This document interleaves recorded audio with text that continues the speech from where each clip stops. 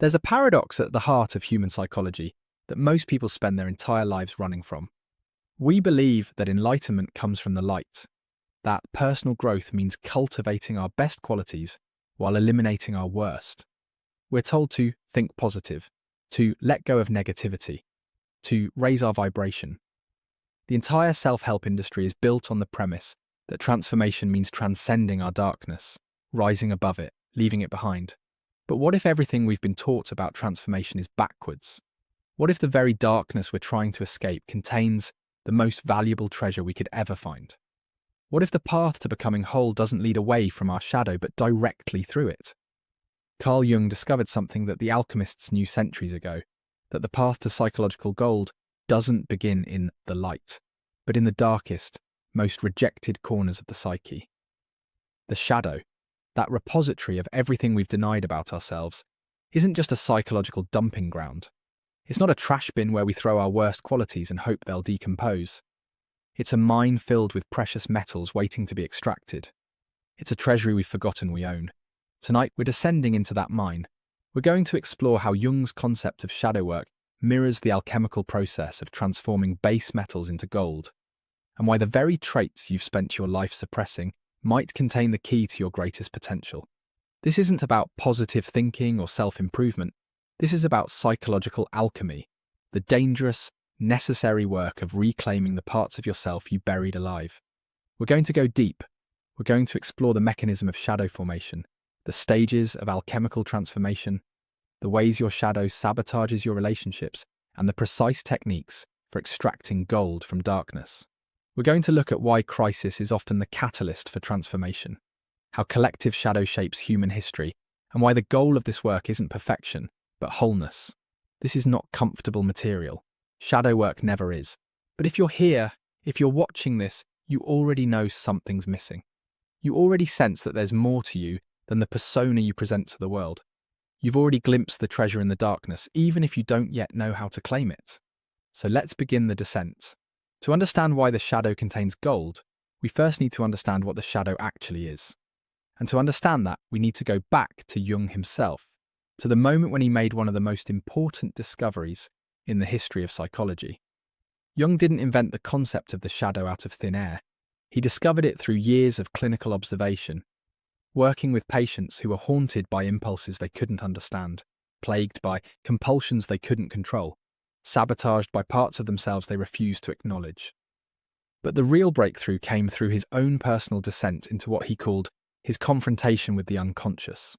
After his split with Freud in 1913, Jung entered a period of psychological crisis that lasted several years.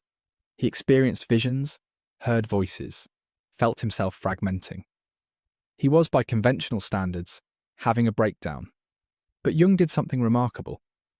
Instead of resisting this breakdown, instead of trying to shore up his ego defenses and return to normal, he descended into it. He engaged with the figures that appeared to him. He dialogued with aspects of himself he'd never acknowledged. He allowed himself to be dismantled, and in that dismantling he discovered the architecture of the psyche. He discovered that what we call I, the ego, is only a small part of a much larger system. He discovered that beneath the ego lies a vast unconscious containing everything the ego has rejected. And he discovered that this rejected material doesn't just disappear, it becomes shadow. So what exactly is the shadow? In the simplest terms, the shadow is the part of your personality that your ego refuses to identify with. It's composed of all the qualities, impulses, emotions, and potentials that you've rejected because they didn't fit with your self-image, or because they were unacceptable to your family, culture, or society. Think about it this way. When you were born, you were a bundle of raw potential. You had the capacity for rage and tenderness, for cruelty and compassion, for selfishness and generosity, for cowardice and courage. You were everything. But you couldn't stay everything. As you grew, you had to become someone specific. You had to develop what Jung called a persona, a social mask, an identity, a version of yourself that could function in the world. The process of becoming someone specific necessarily involves not becoming other things. If you're going to be the smart one, you can't also be the athletic one. If you're going to be the responsible one, you can't also be the wild one. If you're going to be the strong one, you can't also be the vulnerable one. For every quality that gets incorporated into your persona, an opposite quality gets rejected into your shadow. But here's the critical point that most people miss. The shadow doesn't just contain negative qualities. This is the great misunderstanding that keeps people from doing real shadow work. Yes, your shadow holds your rage, your selfishness, your cruelty, your destructive impulses. Yes, it contains the parts of you that could harm others, that could violate boundaries, that could cause real damage. Those things are there. But the shadow also contains your power, your creativity, your sexual vitality, your ambition, your wildness, your joy, your spontaneity, your authenticity. It contains all the potentials that were too big, too intense, too threatening for your ego to integrate. Anything that threatens your ego's constructed identity goes into the shadow, regardless of whether it's good or bad. This is crucial to understand. The shadow isn't synonymous with evil.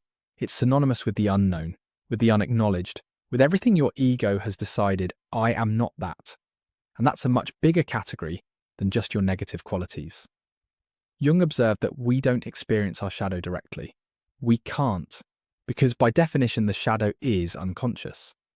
Instead, we experience our shadow through projection. We see it in others. We react to it in others. We're triggered by it in others. The qualities you most strongly react to in other people, the behaviours that make your blood boil or your skin crawl, the traits that fascinate or repel you with unusual intensity. These are almost always aspects of your own shadow staring back at you. That person at work who you think is manipulative and conniving, they might be showing you your own disowned strategic intelligence, your own rejected ability to navigate social situations skillfully. That person you judge for being too emotional, they're reflecting your own buried sensitivity, your own denied capacity for deep feeling. That person you envy for their confidence, they're carrying your own golden shadow, your own unlived potential for self-assurance. This is how the shadow operates. It doesn't announce itself. It doesn't say, hello, I'm the part of you that you've rejected. Instead, it appears out there, in the world, in other people. It shapes your perceptions, your relationships, your choices, but from behind the scenes, in the dark, where you can't see it. And as long as it remains unconscious, as long as you continue to believe that these qualities exist only in others and not in yourself, the shadow controls you. It sabotages your goals in ways you don't understand. It undermines your relationships for reasons you can't articulate. It drives compulsions and addictions that seem to have nothing to do with you. Because you're not dealing with your shadow, you're being driven by it. The shadow is like a puppeteer pulling strings you can't see. You think you're making free choices, living according to your values, being true to yourself. But if you haven't done shadow work, if you haven't made the unconscious conscious, then you're not living your life. Your shadow is living you. Jung understood that confronting the shadow is one of the most difficult and necessary tasks of human development. It requires you to question everything you believe about yourself. It demands that you acknowledge the capacity for darkness that exists within you. It forces you to admit that the person you hate, the person whose behaviour disgusts you, the person you've decided is fundamentally different from you, that person is showing you yourself. This is why most people never do this work. It's too threatening to the ego. The ego has built an entire identity on the premise that I am this and not that. The ego has invested years, decades, an entire lifetime in maintaining certain beliefs about who you are and who you aren't. To do shadow work is to challenge that entire structure. It's to say, maybe I'm not who I think I am. Maybe I contain multitudes. Maybe I'm capable of things I've sworn I could never do. This is terrifying. It feels like death. And in a very real sense, it is death. The death of your false self, your constructed identity, your persona. But it's also birth, the birth of your authentic self, your whole self, the self that contains both light and shadow, both good and evil, both strength and weakness. And here's what Jung discovered. In that death and rebirth, in that confrontation with the shadow, there's gold, real psychological gold. The treasure you've been seeking outside yourself, in achievement or relationships or spiritual experiences, it's been inside you all along, buried in the very darkness you've been running from. Section 2, the alchemical parallel, transforming lead into gold. Now here's where Jung made his most brilliant and far-reaching connection. While studying medieval alchemical texts, while poring over centuries-old manuscripts filled with bizarre symbols and cryptic instructions, Jung realized something that changed everything. The alchemists weren't just trying to turn lead into gold in their laboratories, or rather they were, but the laboratory was the psyche, and the transformation they were describing was psychological. The alchemical texts were encoded maps of inner transformation, written in symbolic language to protect the knowledge from those who weren't ready for it. The prima materia, the base material the alchemists worked with, wasn't just physical substance, it was the shadow itself. And the gold they sought wasn't just precious metal, it was the integrated self, the whole psyche, what Jung would later call the self with a capital S. Let's explore the alchemical process in depth, because understanding this process is understanding the roadmap for shadow work. The first stage of alchemy is called the nigredo, the blackening. This is the stage of decomposition, putrefaction, dissolution.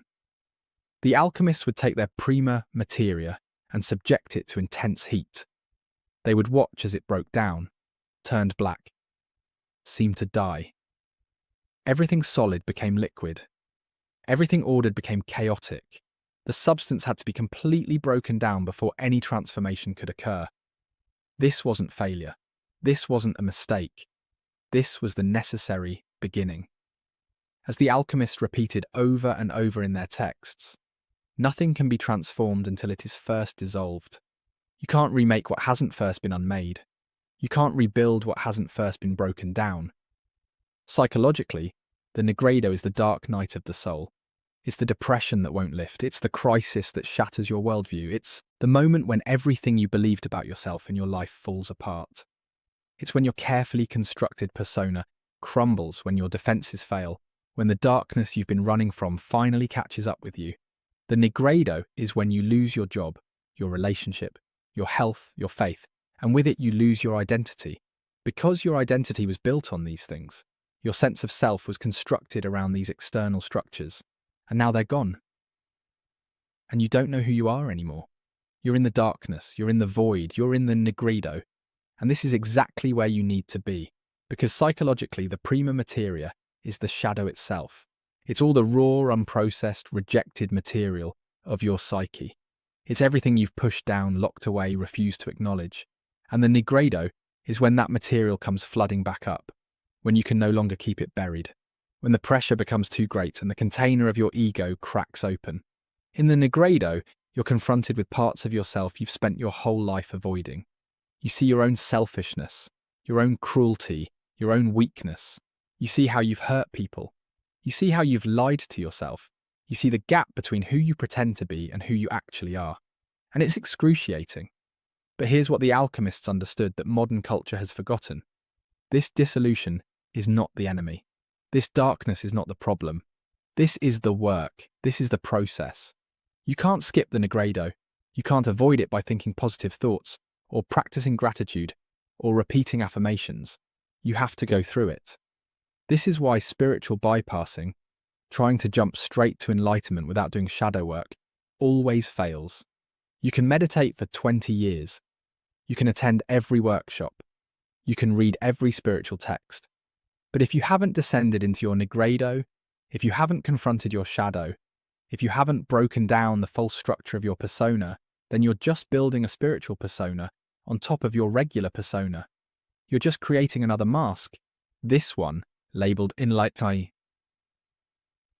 And underneath that mask, your shadow is still there, still growing, still controlling you from the dark, still sabotaging you in ways you don't understand. Because you never did the primary work. You never subjected your prima materia to the heat. You never allowed yourself to dissolve. The alchemists understood something else crucial, the vessel. They called it the vas hermeticum, the hermetically sealed container.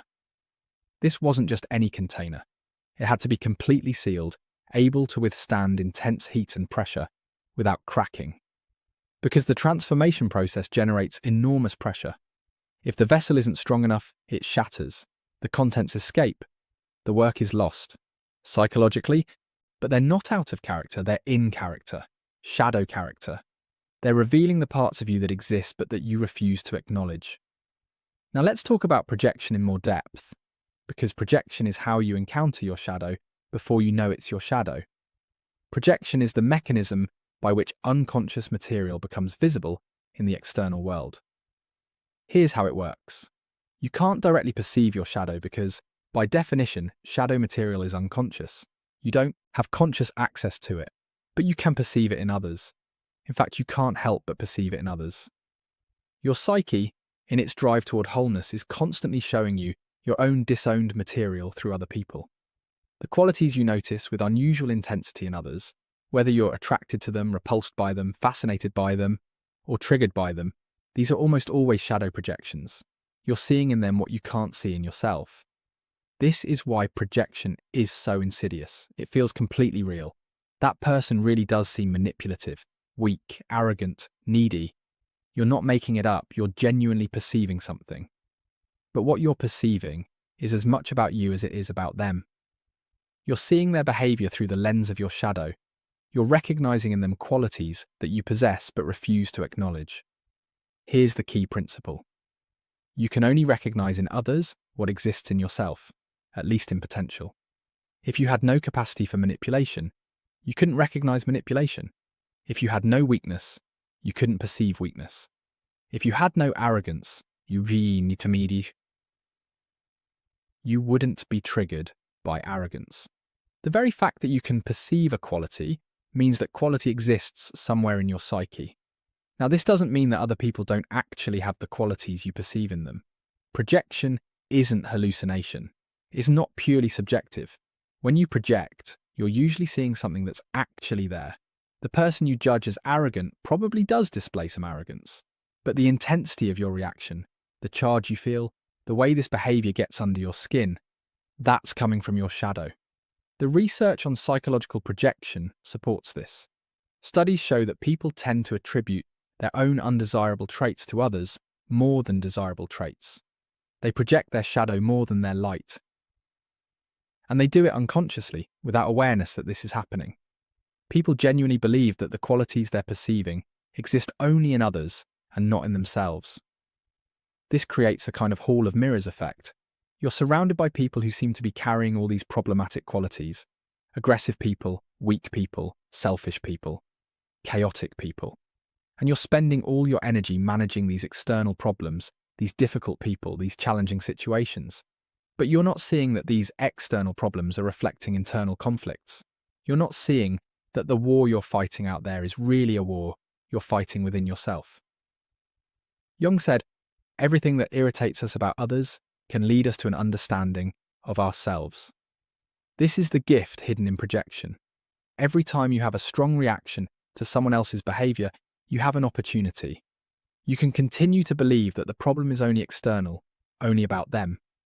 Or you can ask yourself, what in me is being triggered right now? What part of myself am I seeing in this person? What quality am I refusing to acknowledge? This is the beginning of shadow work. This is how you start to retrieve projections, to own what's yours, to reclaim the gold that's been scattered throughout your environment. But there's another dimension to projection that we need to explore: positive projection. Because you don't just project your negative shadow, you also project your golden shadow, your unlived potential. When you idealize someone, when you put them on a pedestal, when you believe they possess qualities that you could never have, that's golden shadow projection. You're seeing in them your own potential that you've decided is impossible for you. Maybe you idolize someone's confidence, believing you could never be that self-assured. Maybe you're in awe of someone's creativity, convinced you don't have an artistic bone in your body. Maybe you worship someone's spirituality, certain that you're too flawed, too worldly, too damaged to ever access that kind of consciousness. But here's the truth. You can only recognize qualities in others that exist in yourself. If you couldn't be confident, you wouldn't be able to perceive confidence. If you had no creativity, you couldn't appreciate creativity. If you had no capacity for spiritual development, you wouldn't be drawn to spiritual people. Your admiration is revealing your own potential. Your envy is showing you your own unlived life.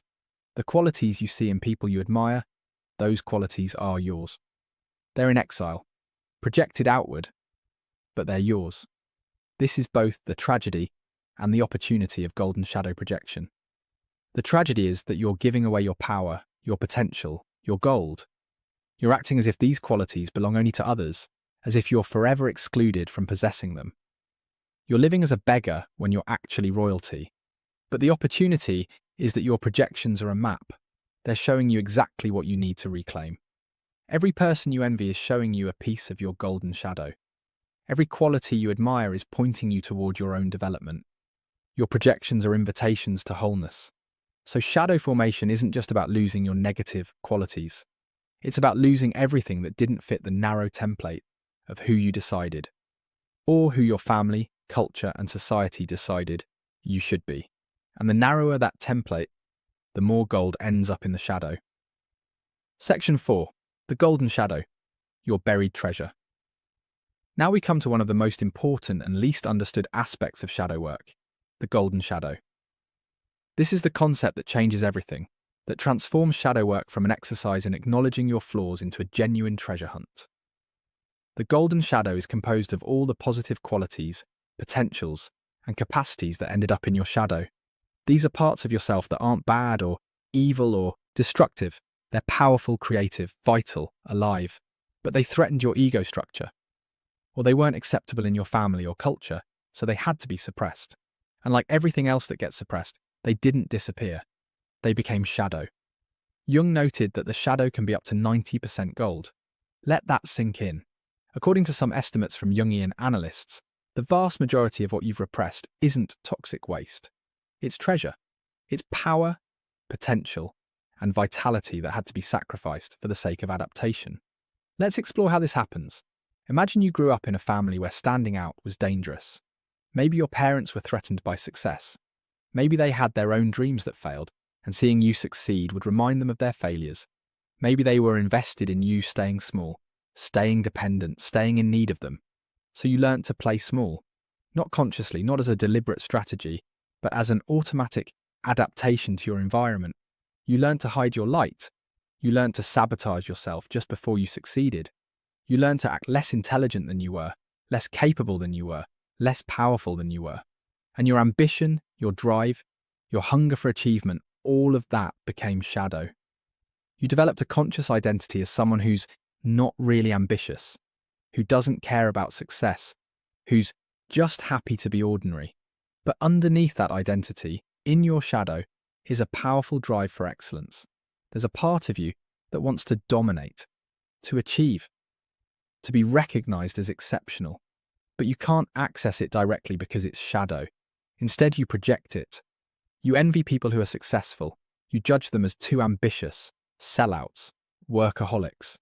You criticize their drive while secretly longing for their results. Or maybe you idealize them, put them on a pedestal, act as if their success is a result of something special about them that you could never possess. Either way, you're not seeing that their ambition is showing you your own ambition in exile. You're not recognizing that the drive you're judging or idealizing in them is actually your own drive, your own golden shadow calling to be reclaimed. Or imagine you grew up in an environment where emotions were dangerous. Maybe your family was stoic, logical, intellectual. Maybe expressing feelings was seen as weakness, as self-indulgence, as a lack of control. Maybe you learned that to be valued, you had to be rational, composed, always in control of yourself. So you developed your thinking function and suppressed your feeling function. You became good at analysis, at problem solving, at logical thought, but your emotional intelligence, your capacity for empathy, for intuition, for deep feeling, for emotional attunement to others, all of that became shadow. You might have developed a conscious identity as someone who's not very emotional, who doesn't do drama, who prefers logic to feelings. But underneath that identity, you have profound emotional depth that you've never accessed. You have a capacity for connection, for intimacy, for vulnerability that's been locked away, and you project it. You judge people who are emotionally expressive as too sensitive, dramatic, unstable. Or you idealize them believing they have access to some realm of feeling that's forever closed to you. Either way, you're not seeing that their emotional aliveness is showing you your own unlived emotional life. The golden shadow forms whenever a genuine strength, a real capacity, a true potential gets rejected, because it doesn't fit your persona or your environment. And because these are real potentials, because they're genuine parts of you, they don't atrophy in the shadow. They ferment. They gain energy. They wait. This is why people at midlife often experience what Jung called the crisis of individuation.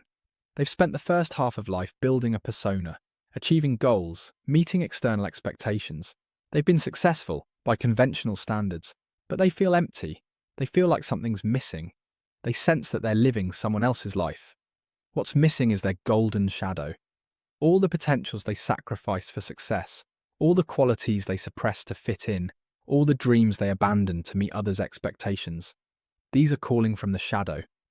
And the call becomes louder, more insistent, harder to ignore, until finally there's a crisis. The persona cracks, the shadow erupts, and the second half of life becomes about reclaiming what was lost in the first half. But you don't have to wait for a crisis. You can start retrieving your golden shadow now, and the first step is recognizing where it's hiding. Your golden shadow appears in three main forms. First, in your envies and idealizations. Pay attention to who you envy. What qualities do they have that trigger envy in you? Success, confidence, creativity, freedom. Whatever it is, that's a piece of your golden shadow. You can only envy what you sense is possible for you, but believe is out of reach. Your envy is revealing your own potential. Similarly, pay attention to who you idealize. Who do you put on a pedestrian? Who do you believe has access to something you could never have? That person is carrying your golden shadow projection. They're showing you your own unlived life. Second, in your judgments of people who have too much of a quality. When you judge someone for being too confident, you're revealing that confidence is in your shadow. When you judge someone for being too creative, you're showing that creativity is shadow material for you. When you judge someone for being too free, you're demonstrating that freedom is something you've rejected in yourself. The word too is the key here. It reveals that you have a problem with this quality being expressed fully. And you only have a problem with full expression of a quality when you've suppressed that quality in yourself. People who have integrated a quality don't judge others for expressing it. They celebrate it, recognize it, appreciate it. Third, in your compulsive consumption of certain content or experiences, what do you binge watch? What books do you devour? What fantasies do you return to again and again? These often point to golden shadow material. If you're obsessed with stories about people taking revenge, maybe appropriate anger is in your shadow. If you can't stop reading about people who left everything behind to pursue their dreams, maybe your own wildness, your own freedom, your own capacity for risk-taking is shadow material. Your compulsions are showing you what you're hungry for. And what you're hungry for is usually something you've denied yourself, something that's become shadow. So how do you reclaim the golden shadow? How do you retrieve this treasure? The first step is ownership. You have to admit that the quality you're perceiving in others exists in you. This is harder than it sounds, because the ego has powerful defenses against this recognition. Your ego might say, but I'm not confident like that person. I'm not creative like that person. I don't have what they have. And it's true that you might not have developed these qualities to the same degree. But you have the capacity. You have the potential. And that potential is what's calling from your shadow. So you start with a simple acknowledgement. I have the capacity for confidence. I have the capacity for creativity. I have the capacity for power, for freedom, for emotional depth, for whatever quality I've been projecting onto others. This acknowledgement might feel grandiose at first, like you're claiming something that isn't true. But you're not claiming that you've fully developed this capacity. You're just acknowledging that the potential exists. And that acknowledgement is the first step toward development. The second step is exploration. You start experimenting with the quality you've been suppressing. If confidence is your golden shadow, you start taking small risks that require you to act more confidently. If creativity is your golden shadow, you start creating things even if they're imperfect. If emotional expressiveness is your golden shadow, you start sharing more of your feelings with trusted people. This feels uncomfortable at first. It feels fake, like you're pretending to be someone you're not. And in a sense, you are. You're acting as if you possess qualities that your ego doesn't believe you have. But this is necessary. You have to act your way into a new identity before your ego accepts it as genuine. The third step is integration. As you experiment with shadow qualities, as you develop them and express them, they start to become part of your conscious identity.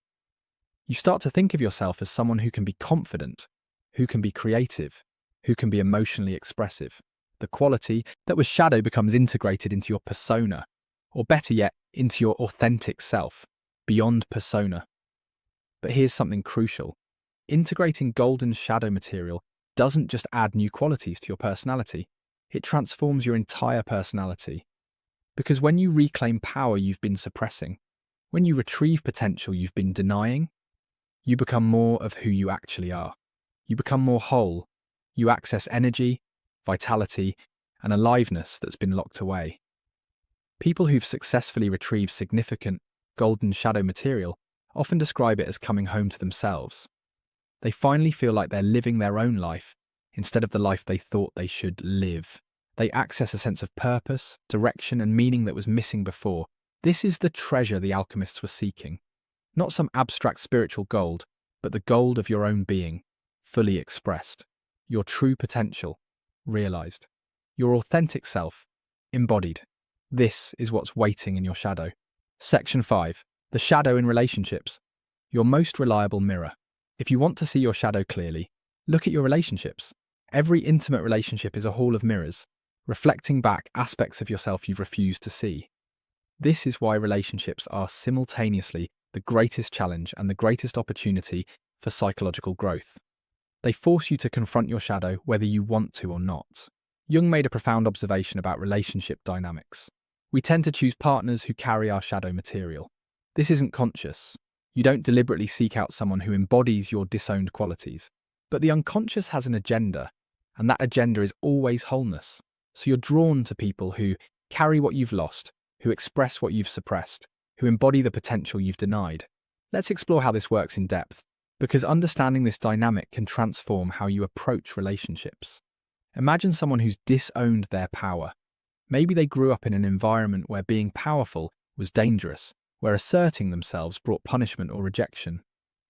So they developed a persona of being nice, accommodating, non-threatening. They learnt to get their needs met indirectly, through pleasing others, through being helpful, through making themselves indispensable. But their power didn't disappear.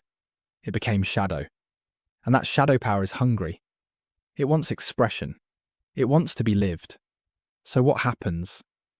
This person finds themselves intensely attracted to powerful people. They're drawn to partners who are dominant, assertive, confident, commanding. They feel alive around these people. They feel protected by them. They're fascinated by them. This is golden shadow projection. They're seeing in their partner the power they've denied in themselves.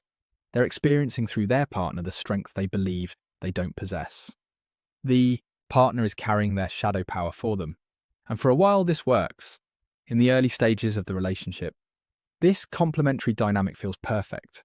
The person who's disowned power gets to experience power vicariously through their partner. And the partner who's often disowned their own vulnerability gets to experience vulnerability vicariously through the first person. It's an unconscious exchange of shadow material, but this arrangement is unstable because projections always collapse eventually. Reality intrudes. The powerful partner isn't just powerful, they're also controlling, domineering, perhaps even abusive. Their strength has a shadow side that wasn't visible when it was being idealized, and suddenly the person who was attracted to this power is feeling suffocated by it, diminished by it, maybe even endangered by it. What happened? The projection is collapsing. The quality that was idealized is now being seen more realistically, including its problematic aspects. And more importantly, the person is starting to feel the cost of giving away their power. They're starting to sense that they need to reclaim what they've projected. At this point, the relationship enters a crisis. And this crisis point is crucial for shadow work. The person has three choices. 1, they can leave the relationship and find a new partner to carry their power. This is the most common choice. They blame the partner for being too controlling, for changing, for not being who I thought they were. They leave, feeling victimized, and then they find a new partner who seems different, but who, if you look closely, is carrying the same shadow material. And the pattern repeats. 2, they can stay in the relationship and continue to give away their power, but now resentfully. They become the victim in the relationship, constantly complaining about how their partner dominates them, but never taking their power back. This leads to chronic unhappiness, to passive-aggressive dynamics, to slow burning resentment that poisons the relationship. 3. They can use the relationship as a vessel for shadow work.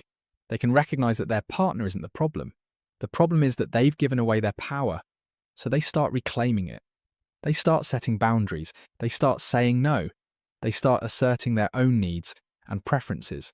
They start accessing their shadow power and expressing it directly instead of experiencing it through projection. This third option is the path of transformation. But it's also the hardest path, because when you start reclaiming your shadow, when you start taking back qualities you've been projecting onto your partner, the relationship changes fundamentally. The old complementary dynamic can't hold. Your partner has to adjust to you being different. They have to stop carrying your shadow material for you, and often they resist this, because the old dynamic served them too. If they've been carrying your power, they've also been borrowing your vulnerability. If you become more powerful, they have to become more vulnerable. They have to face their own shadow. This is why relationships so often end when one person starts doing serious shadow work. The person grows, changes, transforms, and the partner can't or won't make the parallel journey. The relationship was based on an unconscious contract to carry each other's shadow material, and when one person breaks that contract, the foundation crumbles. But sometimes, if both people are willing, if both people commit to using the relationship as an alchemical vessel, something beautiful happens. Both people start owning their projections. Both people start retrieving their shadow material, and the relationship transforms from a complementary pairing of incomplete people into a partnership of two whole individuals who choose to be together. This is what Jung called the conjunctio, the sacred marriage. Not a fusion where two halves make a whole, but a union where two wholes create something greater than either could create alone. Let's look at another common relationship dynamic, the rescuer and the rescued. One person has disowned their vulnerability, their neediness, their capacity to ask for help. They've developed a persona of being strong, capable, independent. They pride themselves on not needing anyone, but their need didn't disappear. It became shadow, and that shadow need seeks expression. So they're drawn to partners who are openly needy, who are struggling, who need to be saved. They become the rescuer, the helper, the strong one in the relationship. And through their partner, they get to experience need vicariously. They're meeting their own unacknowledged needs by meeting their partner's needs. For a while, this feels good. The rescuer feels needed, important, strong. The rescued feels supported, cared for, safe. But again, this dynamic is unstable. The rescuer starts to feel burdened. They start to resent their partner's neediness. They feel drained, exhausted, like they're giving and never receiving. They wonder why they always end up with needy partners, but they don't see that they're choosing needy partners. They're unconsciously seeking out people who will carry their shadow needs so they don't have to acknowledge it themselves. And the rescued person starts to feel diminished. They feel like they're always the weak one, always the problem, always the one who needs help. They might even start to sense that their partner needs them to stay weak, to stay needy, to stay in need of rescue. Again, the relationship reaches a crisis point.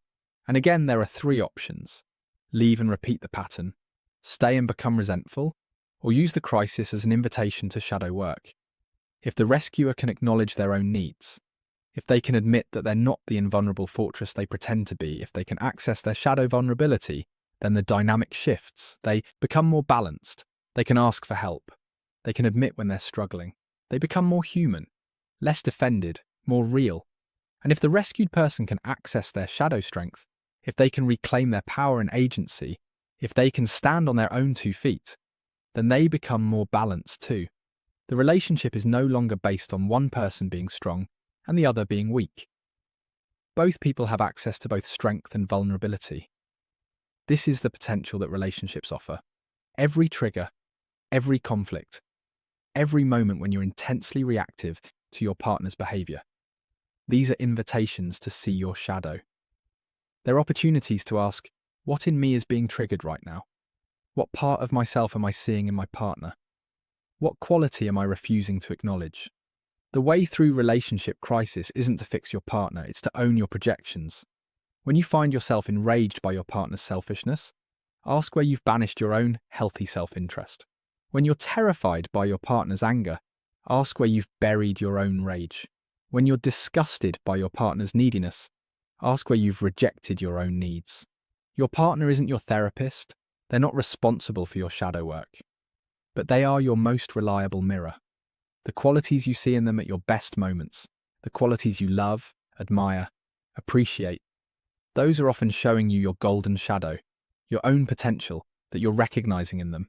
And the qualities you see in them at your worst moments, the qualities that trigger rage, contempt, or disgust, those are often showing you your dark shadow, your own disowned toxicity that you refuse to acknowledge. Both are invitations. Both are opportunities. Both are showing you yourself. Relationships become alchemical vessels when both people commit to this work. When conflicts arise, instead of blaming each other, you both ask, what is this showing me about myself? What am I projecting? What do I need to own? This doesn't mean you don't have legitimate complaints about your partner's behavior. It doesn't mean you accept mistreatment or boundary violations. It means you distinguish between what's actually happening and what you're projecting. It means you take responsibility for your side of the dynamic while still holding your partner accountable for theirs. This is advanced work. It requires both people to have some ego strength, some capacity for self-reflection, some willingness to be wrong about themselves. But when it happens, when both people commit to using their relationship as a container for mutual transformation, that's when relationship becomes what it has the potential to be. Not just a source of comfort or companionship, but an alchemical process that transforms both people into more whole, more conscious, more integrated versions of themselves. The gold in your shadow becomes visible most clearly in the mirror of intimate relationship. Your partner shows you yourself. The question is, are you willing to look? Section 6. The Dark Night. Crisis as catalyst for transformation. Sometimes shadow work isn't a choice. Sometimes life doesn't ask permission before it throws you into the depths. Sometimes the nigredo comes whether you're ready for it or not. The death of someone you love. The sudden collapse of your career. A devastating betrayal. A diagnosis that changes everything. A moment when the meaning drains out of your life and you're left staring into an abyss of emptiness. These are what spiritual traditions call the dark night of the soul. And what the dark night reveals is this.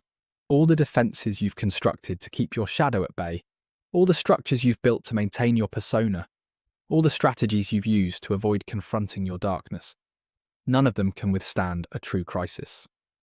When real catastrophe strikes, your carefully constructed world shatters, and in that shattering, your shadow comes flooding in.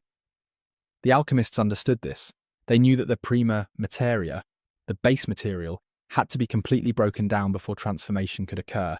They knew that you can't refine what hasn't first been dissolved. You can't rebuild what hasn't first been demolished. The vessel has to break open. The structure has to collapse. Everything solid has to become liquid. Everything ordered has to become chaos. Everything you thought you knew has to dissolve into uncertainty. This is terrifying. When you're in the dark night, it doesn't feel like a transformative opportunity. It feels like annihilation. It feels like you're going insane. It feels like death. And in a very real psychological sense, it is death. It's the death of your ego structure, the death of your identity, the death of who you thought you were. During a dark night, all the shadow material you've been keeping at bay comes flooding in. The defenses that normally protect you from the unconscious break down. You're overwhelmed with feelings you can't control. Rage, despair, terror, grief so intense it feels like it will tear you apart. You're flooded with thoughts you can't suppress. Dark thoughts, suicidal thoughts, thoughts that question everything you believed about yourself and your life. You're confronted with truths you've been avoiding. Maybe you see clearly for the first time how much of your life has been a performance, how much you've been living for others' approval rather than your own truth. Maybe you recognize patterns you've been repeating for decades, patterns of self-sabotage, patterns of choosing the wrong partners, patterns of abandoning yourself whenever anyone else needs you. Maybe you face memories you've been repressing, trauma you survived by forgetting, pain you avoided by numbing.